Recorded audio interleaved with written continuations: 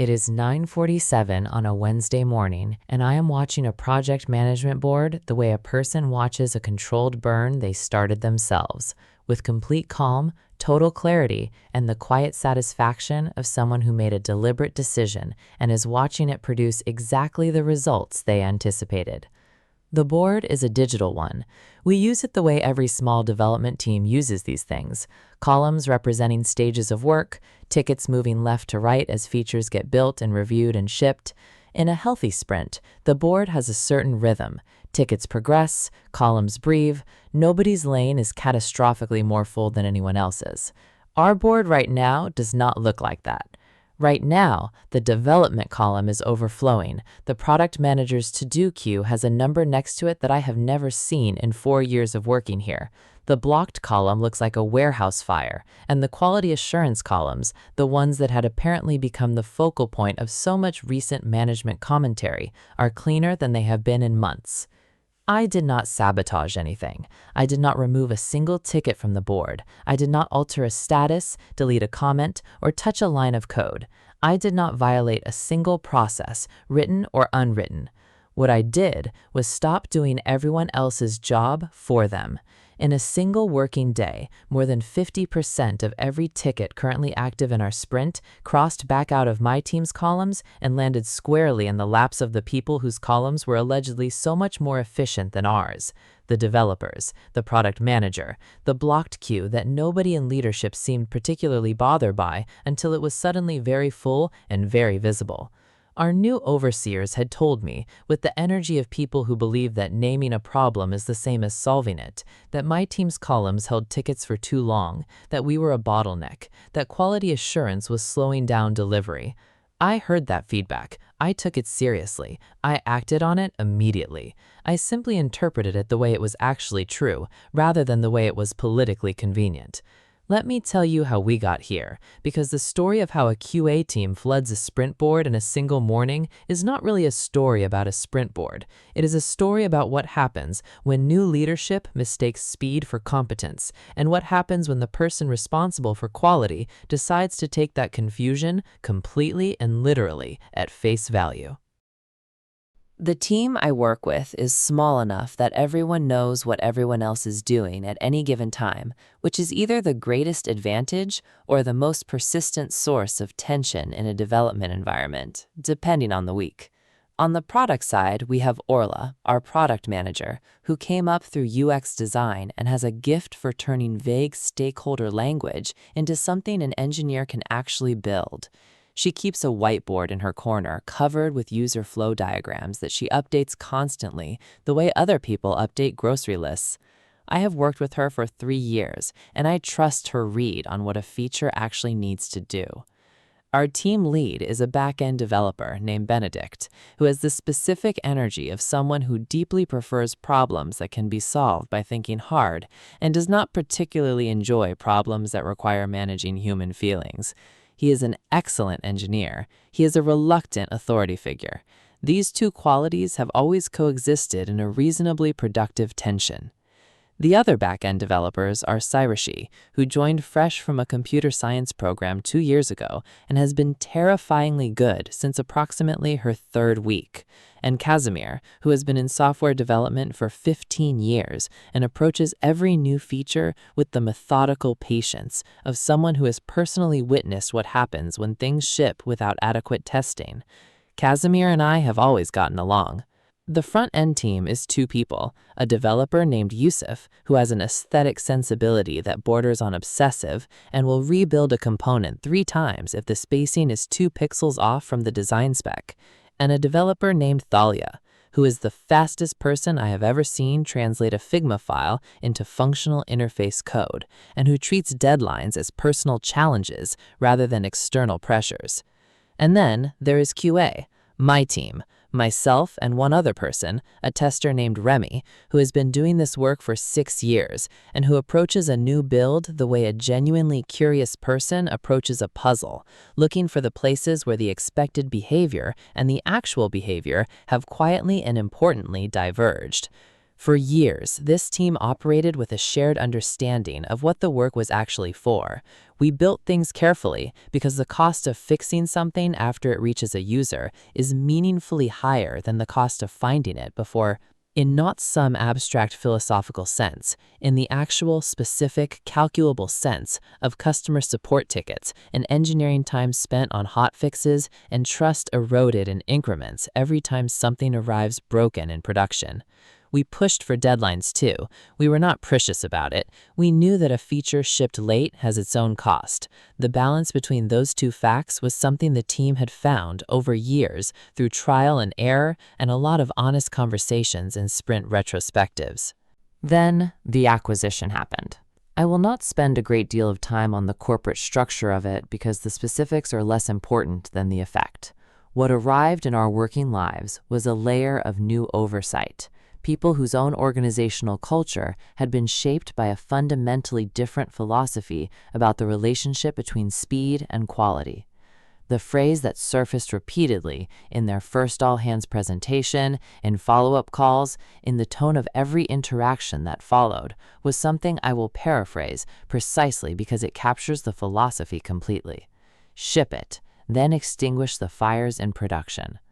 I remember the first time I heard that said out loud, not as a wry acknowledgement of sometimes necessary compromise, but as an actual strategic orientation, as a preference, as the thing they were proud of. I looked at Remy across the meeting room. Remy looked at me.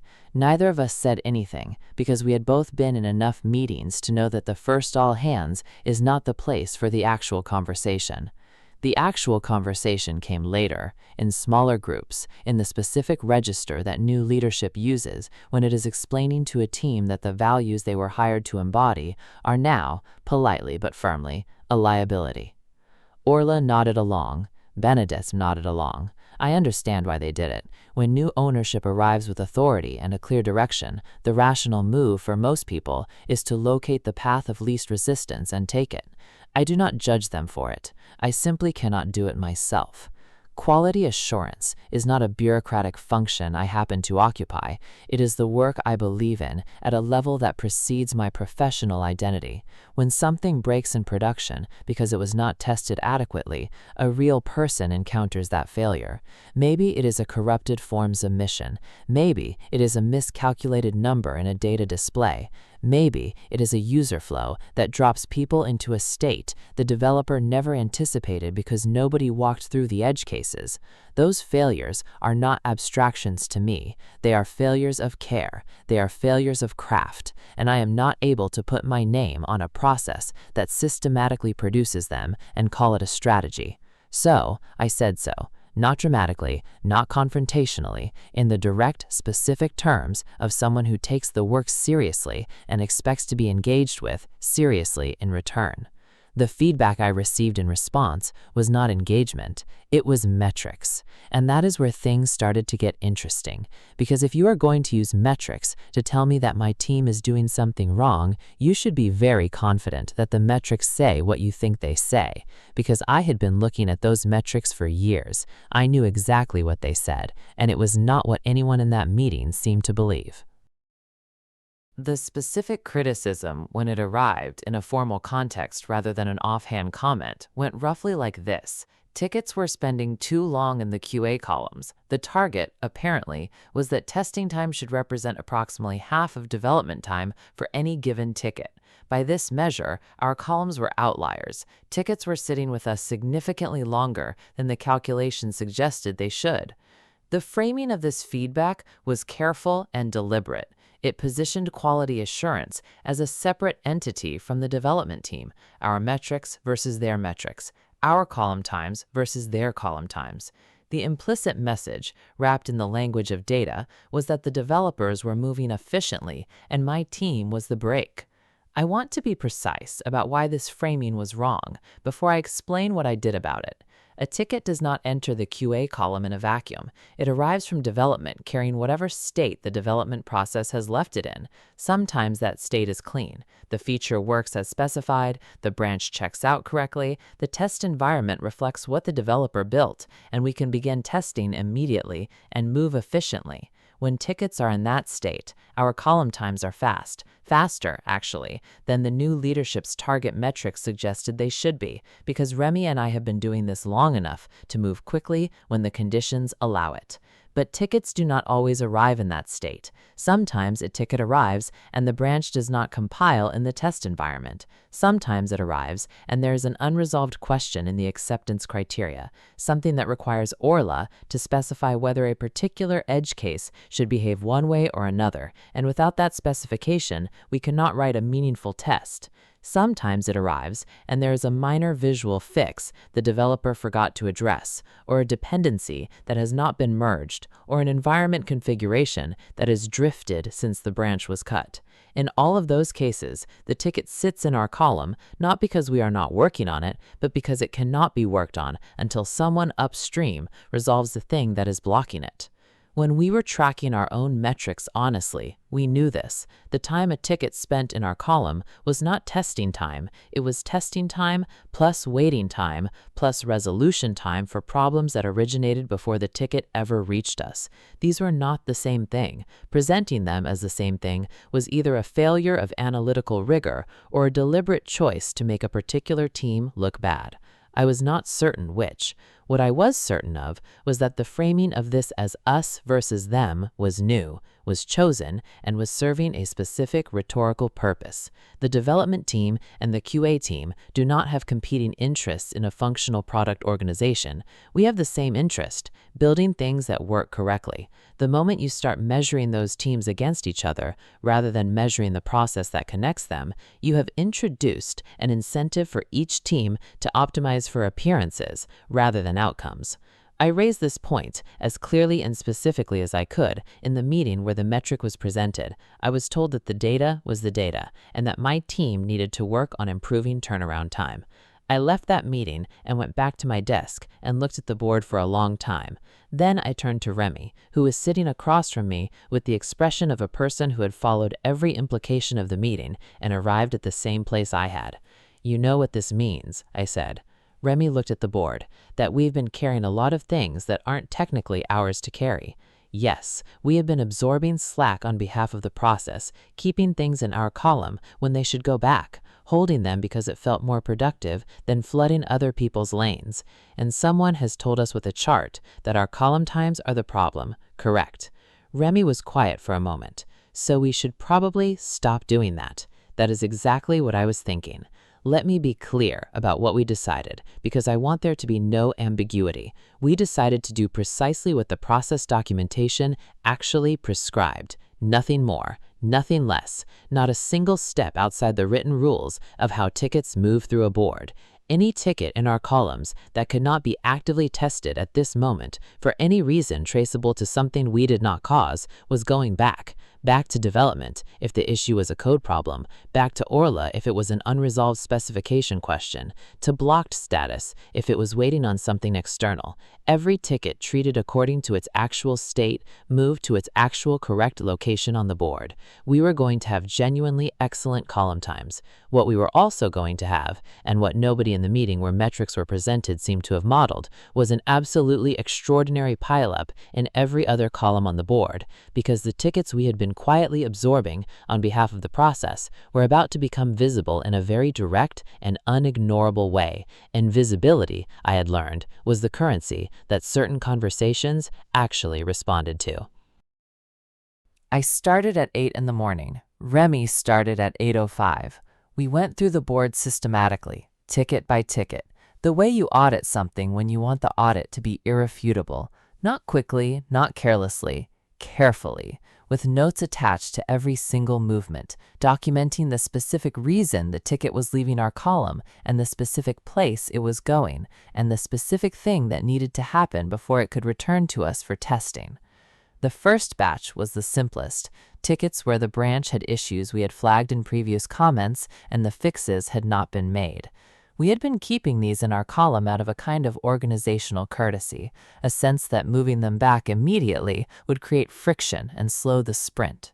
We annotated each one with the specific technical problem we had identified, the date we had first flagged it, and the status of the resolution. Then we moved them back to the developer responsible. Saoirse got 3, Casimir got 2, Yusuf got 4, Falia, who is extremely fast and usually produces clean builds, got 1, which I noted in the comment as a minor environment configuration discrepancy that would take approximately 10 minutes to resolve. The second batch was the specification tickets. Any ticket where the acceptance criteria contained an unresolved question, a place where the behavior was ambiguous in a way that meant a test could not be written without guessing, went straight to Orla. I had been sitting on several of these for days, sending messages through the ticket system and waiting for responses. Each one got a comment summarizing the question, the date it was first raised, and the impact on testing timeline. Then it went to Orla's queue. Orla's queue gained 11 tickets before 10 in the morning. 11 tickets, all of them with polite, specific, detailed comments explaining exactly what decision was needed before work could continue. The third batch was the blocked tickets. Anything genuinely waiting on an external input, a third-party API response, a client decision, a stakeholder approval, went to blocked status, with a comment describing the blocker. These were the cleanest moves of all. They were already blocked. We were simply surfacing the status accurately rather than letting them sit in our column where they made our metrics look worse. By 11 in the morning, our columns were cleaner than they had been in any sprint I could remember. Remy looked at his side of the board with an expression I can only describe as professional serenity. By 11:30, Benedict had appeared at the edge of our workspace with a look on his face that I recognized as the specific expression of an intelligent person who has just understood something he wishes he had understood earlier. "The board," he said. "Yes," I said. "Did something happen?" "We implemented accurate ticket state management per the feedback about our column times. We are no longer holding tickets that cannot be actively tested. They are in the correct columns for their current state." He looked at me for a long moment. He is, as I mentioned, a very intelligent engineer. He did the math. "How many went back?" "More than half of everything currently in the sprint," I said. "Remy has the exact count if you need it for a report." He did not need it for a report. He stood there for another moment. Then he went back to his desk, and I watched him open the board and scroll through it with the slow, methodical attention of a person auditing damage. What he was seeing, and what I had known he would see, was that the board was not full because quality assurance was slow. The board was full because the process connecting development to testing had dozens of small unresolved gaps that had been quietly absorbed into our column time for months. Every one of those gaps was now labeled, documented, and sitting in the column of the person who needed to address it.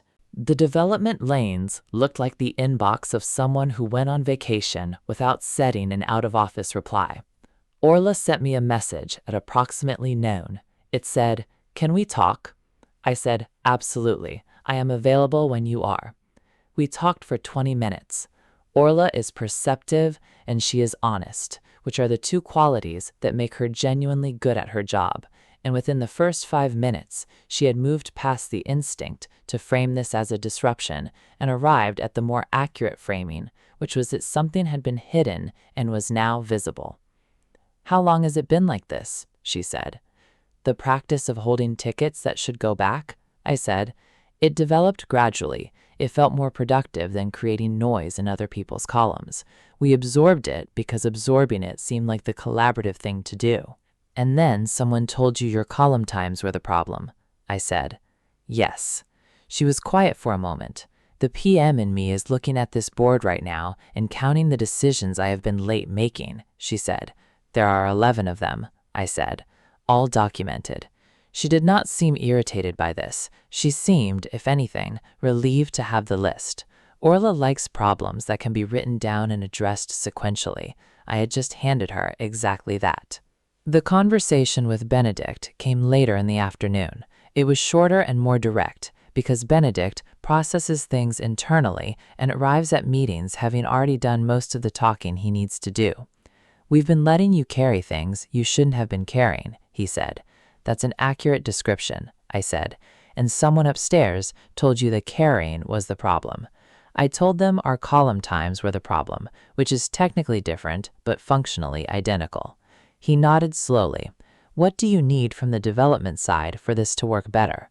And this, I want to be clear, is the moment the story actually mattered. Not the flood of tickets, not the perfectly clean QA columns, not even the look on anyone's face when they opened the board and understood what they were looking at. The moment that mattered was a team lead asking plainly and without defensiveness what his team needed to do differently. I told him, in specific, practical terms, branches should check out and build in the test environment before a ticket moves to QA, not after. Any open questions in the acceptance criteria should be resolved with Orla before development begins, not after. Minor visual issues caught during development should be fixed before the ticket moves rather than flagged as known issues to address later. These were not new expectations. They were the expectations we had always operated with, quietly, and which had quietly eroded as deadline pressure increased. He listened. He said he would address it with the team. The new overseers, as of the close of business on that Wednesday, had not yet sent a message about the board. I was not surprised by this. People who make decisions based on metrics tend to take time to respond to the metrics changing in an unexpected direction. They are looking at the numbers, trying to understand which of their assumptions the numbers are disproving. I knew what the numbers were disproving. They were disproving the assumption that the time a ticket spends in a column is determined primarily by the efficiency of the team occupying that column. They were disproving the assumption that quality assurance was a brake on delivery rather than the component of the process most sensitive to the quality of everything that had happened before it arrived. They were disproving, with 50-odd tickets distributed across 5 different columns in a single working day, the assumption that pitting teams against each other in a metric comparison would produce anything other than the exposure of all the work that had previously been invisible. I had not set out to make a point. I had set out to stop carrying things that were not mine to carry. The point was simply what happened when I did. Quality assurance is one of those functions that is most noticeable when it fails. When something reaches a user broken, the question is, why did QA miss this? When everything reaches users working correctly, the question, if anyone asks it, is why does QA take so long?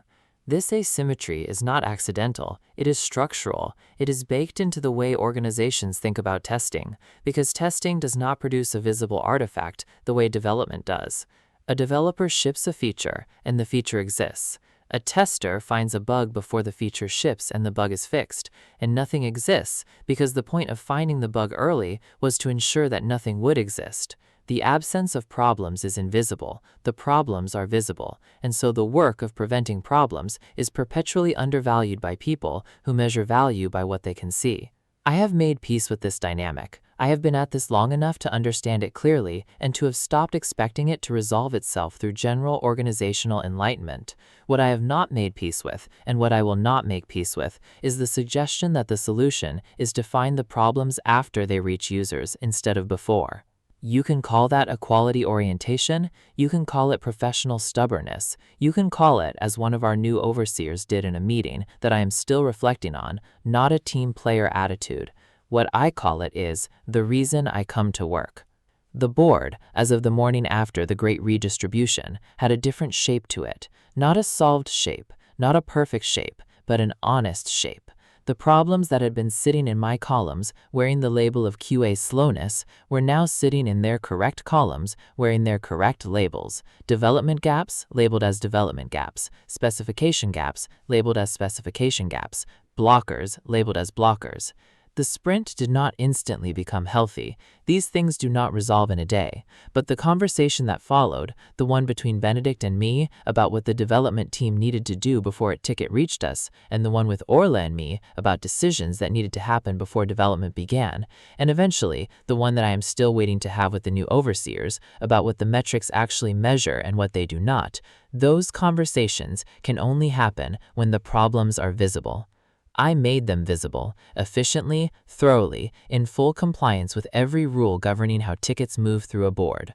Our column times, by the way, were excellent. If this one resonated with you, drop a like and subscribe. If you have ever been the person absorbing the slack that nobody was measuring, tell me about it in the comments. The board does not lie. You just have to be willing to show people what it actually says.